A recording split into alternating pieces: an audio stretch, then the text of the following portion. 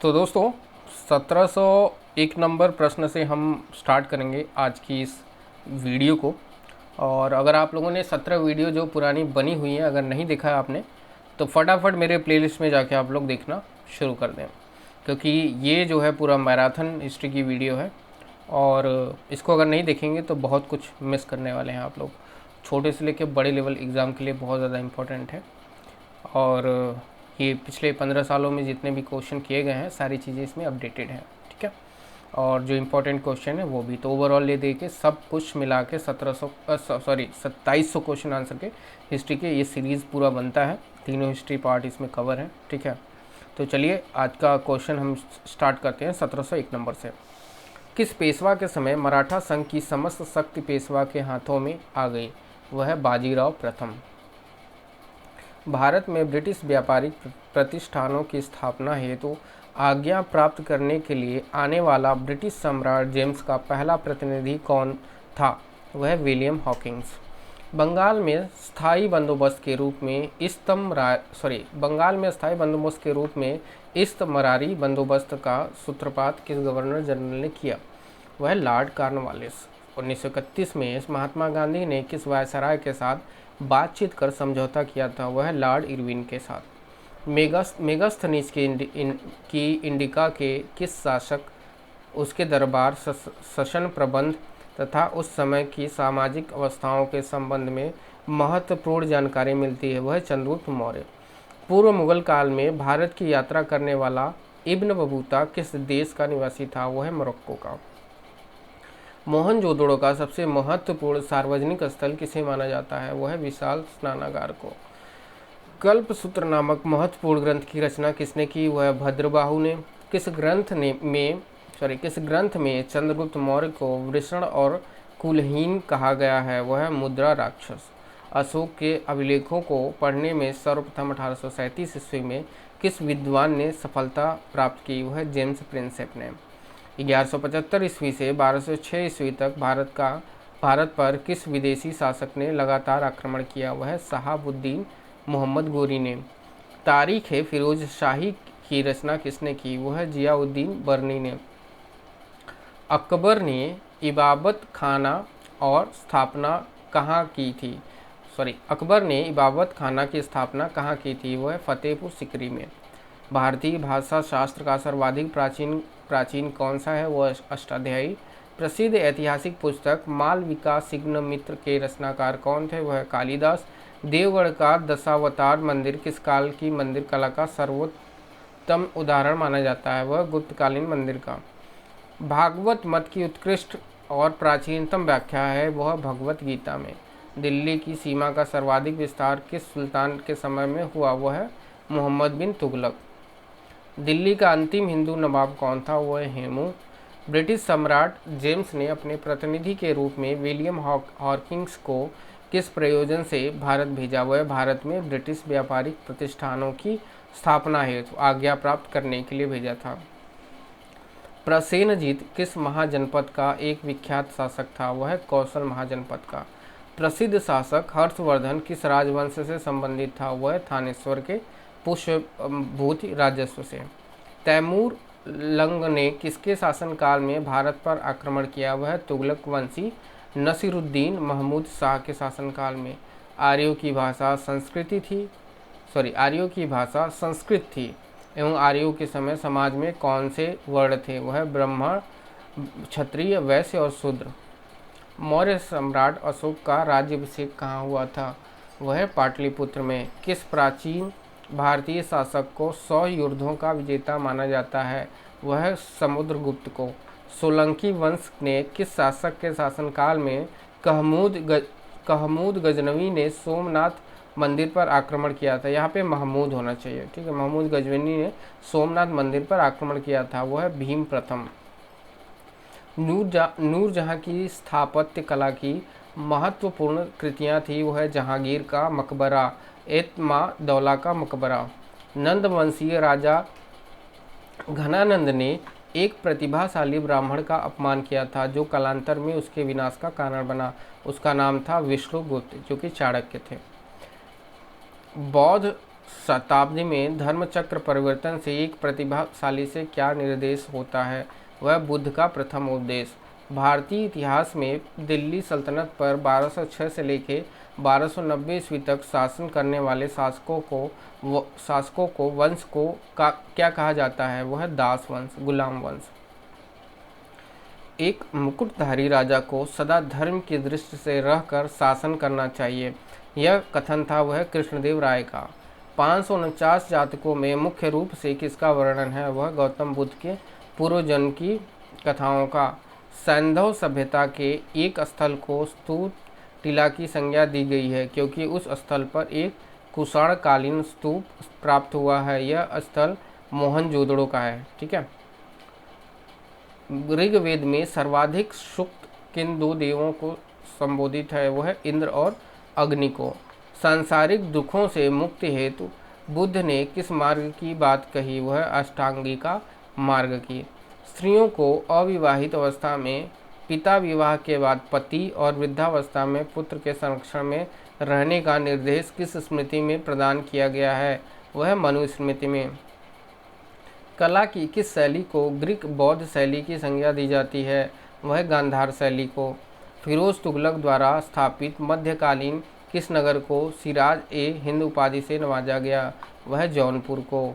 अकबर ने इबादत खाना की स्थापना कहाँ की थी? वह फतेहपुर सिकरी में। किस मुगल शासक का राज्याभिषेक 2 बार किया गया? वह औरंगजेब का। मोहम्मद गजनवी के भारतीय आक्रमण को अल बरूनी ने किसकी संज्ञा दी? वह जिहादी पवित्र युद्ध की। चीनी बौद्ध यात्री ह्वेनसांग ने बातापी की यात्रा की थी, उस समय वहाँ का शासक कौन था? वह पुलकेशिन द्वितीय। अजात शत्रु किस वंश का शासक था? वह हर्यक वंश का। वेदों का अपौरुषेय क्यों कहा जाता है? वह मान्यता के अनुसार इनकी रचना देवताओं द्वारा की गई है। असतो माँ सदगमय कहाँ से लिया गया है? वह ऋग्वेद से। पूर्व मुगल काल में भारत की यात्रा करने वाला इब्न बतूता किस देश का निवासी था? वह मोरक्को का। संपूर्ण वैदिक साहित्य को 4 श्रेणियों में विभाजित किया जा सकता है जो उनकी रचना के 4 चरण भी माने जाते हैं। यह 4 श्रेणियाँ क्या है? वह संहिता, ब्राह्मण, आरण्य और उपनिषद। प्राचीन भारत में लिखे गए पहले महाकाव्य के लेखक कौन माने जाते हैं? वह वाल्मीकि। अबू रेहान मोहम्मद किस इतिहास प्रसिद्ध का वास्तविक नाम था? वह अल बरूनी का। 1206 ईस्वी से 1290 ईस्वी तक दिल्ली सल्तनत पर किस वंश का शासक रहा? वह गुलाम वंश का। नूरजहां ने किसको एतमाद उद दौला की उपाधि प्रदान करवाई? वह अपने पिता मिर्जा गयास बेग को। मराठा राज्य के स्वतंत्र शासक के रूप में 1674 ईस्वी में शिवाजी का विधिवत राज्याभिषेक कहाँ हुआ? वह रायगढ़ का दुर्ग में। ऐसे 2 स्थानों के नाम बताइए जहाँ सैंधव संस्कृति की 2 अवस्थाओं हड़प्पा पूर्व और हड़प्पा कालीन संस्कृति के अवशेष मिले हैं। वह बनबाली एवं कालीबंगा। भारत का आइंस्टीन कहा जाता है तथा तुलना मार्टिन लूथर किंग से की जाती है। कौन है वह है नागार्जुन। सल्तनत कालीन किस शासक ने खलीफा की सत्ता स्वीकारने से इनकार कर स्वयं को खलीफा घोषित किया? वह मुबारक शाह खिलजी ने। भारत पर तैमूर के आक्रमण के समय दिल्ली की गद्दी पर कौन सत्तासी था? वह नसीरुद्दीन महमूद तुगलक। भारत में पूर्णतः इस्लामी परंपरा के आधार पर निर्मित प्रथम मस्जिद है, वह जमात खाना मस्जिद। अकबर ने अब्दुर रहीम को खानखाना की उपाधि किस उपलब्ध में प्रदान की? वह गुजरात में 1584 ईस्वी में हुए विद्रोह की सफलतापूर्वक दबाने के उपलक्ष्य में। किस मुगल सम्राट ने सिखों के 5वें गुरु अर्जुन देव को फांसी की सजा दी? वह जहांगीर ने। धरती पर यदि कहीं स्वर्ग है तो यही है और कहीं नहीं। यह उक्ति भारत की किस ऐतिहासिक इमारत में लिखी है? वह दीवाने खास दिल्ली स्थित लाल किले में। चेतक नामक प्रसिद्ध ऐतिहासिक घोड़ा किस राजपूत राजा का था? वह राणा प्रताप का। किस विदेशी राजा ने समुद्रगुप्त से अनुरोध किया था कि उसे भारत में बौद्ध विहार बनाने की अनुमति दी जाए? वह श्रीलंका के बौद्ध राजा मेघवर्मन ने। समुद्रगुप्त ने बोधगया में बुद्ध विहार बनाने की अनुमति दी। राजा टोडरमल ने उच्च कोटि का भूमि प्रबंधन किया था, जिसके कारण किसानों, राज्य और जनता सभी को फायदा हुआ था। राजा टोडरमल ने सर्वप्रथम में सुधार किस शासक के काल में किए? वह शेरशाह। दास प्रथा संपूर्ण सल्तनत में प्रचलित रही, परंतु सर्वाधिक दास किस शासक के पास थे? वह फिरोज तुगलक। नृत्य करते नटराज की मूर्ति धातु ढालने की कला की चरम सीमा का प्रतीक है। यह किसके काल में हुआ? वह चोलक वंश। सन 1565 में किस स्थान पर हुए युद्ध के पश्चात विजयनगर साम्राज्य का पतन हुआ था? वह राक्षसी तंगड़ी तलिकोटा। समुद्रगुप्त के इलाहाबाद स्तंभ की प्रशस्त के लेख की विषय वस्तु किसने लिखी थी? वह हरिसिंह ने। अहिल्याबाई किस शासक परिवार की थी? वह होलकर। रामचरितमानस के रचयिता संत तुलसीदास किस मुगल कालीन बादशाह के समकालीन थे? वह अकबर। मिलिंद पन्हों पाली भाषा में लिखित प्रसिद्ध बौद्ध ग्रंथ है। इसमें इंडो ग्रीक राजा मिनांडर, मलिंद और किस बौद्ध भिक्षुक के मध्य संवाद वर्णन है? वह नागसेन। आदि शंकर, जो बाद में शंकराचार्य बने, का जन्म कहाँ हुआ? वह केरल के कलाड़ी ग्राम में। संगम साहित्य का मुख्य विषय क्या था? वह युद्ध और प्रेम। दिल्ली की गद्दी पर जब नसीरुद्दीन तुगलक सत्तासीन था, तब भारत पर किसने आक्रमण किया? वह तैमूरलंग ने। किस भारतीय को भारत का आइंस्टीन कहा जाता है? वह तथा उसकी तुलना मार्टिन लूथर किंग से की जाती है। वह नागार्जुन। चोल राजाओं में से किस एक ने सीलोन पर विजय प्राप्त की थी? वह राजेंद्र ने।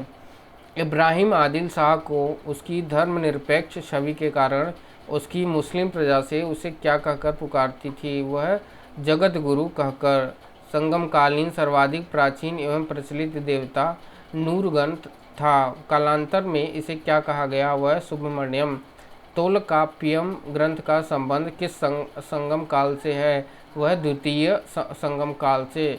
गुप्तकालीन मंदिर कहाँ के सर्वोत्कृष्ट उदाहरण के रूप में किस मंदिर का नाम लिया जाता है? वह दशावतार मंदिर देवगढ़ का। गुप्तकालीन ग्रंथ पंचतंत्र की गणना विश्व के सर्वाधिक प्रचलित ग्रंथ बाइबल के बाद दूसरे स्थान पर की जाती है। पंचतंत्र किसकी कृति है? वह विष्णु शर्मा की। चोल मंदिर के प्रवेश द्वारों को क्या कहा जाता था? वह गोपुरम। बलवन ने दीवान ए अर्ज की स्थापना की थी। यह कौन सा विभाग था? वह सैन्य विभाग। दक्षिण में विजय प्राप्त करने वाला दिल्ली सल्तनत का प्रथम सुल्तान कौन था? वह अलाउद्दीन खिलजी।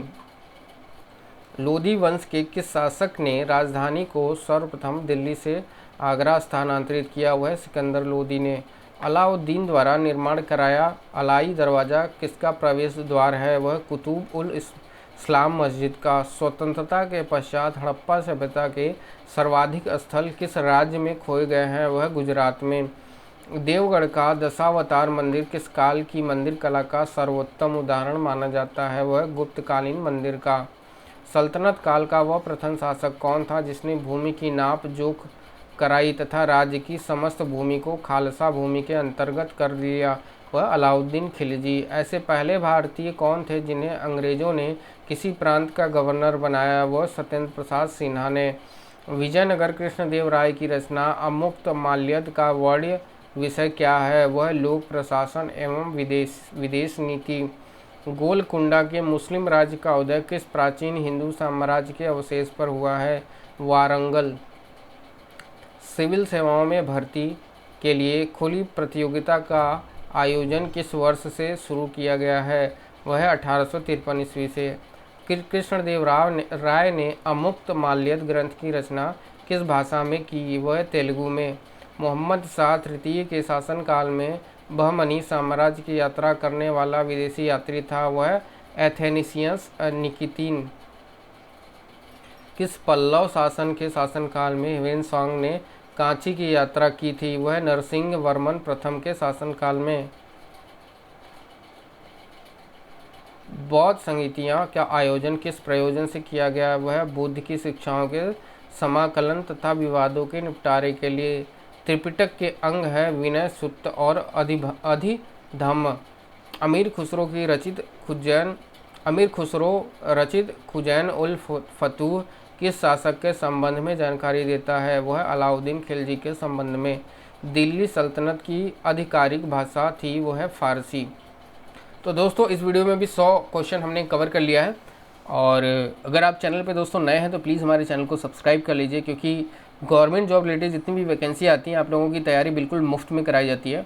और साथ में मेरा टेलीग्राम ग्रुप जरूर ज्वाइन कर लीजिएगा, क्योंकि वहाँ पे मैं PDF, क्विज़, ये सारी चीज़ें जो इंपॉर्टेंट चीज़ें होती हैं वो मैं वहाँ पे शेयर करता रहता हूँ। तो अगर आप गवर्नमेंट जॉब में रुचि रखते हैं तो दोस्तों फटाफट मेरे चैनल को सब्सक्राइब कर लीजिए। तो दोस्तों मिलते हैं अगले वीडियो में। Thank you so much.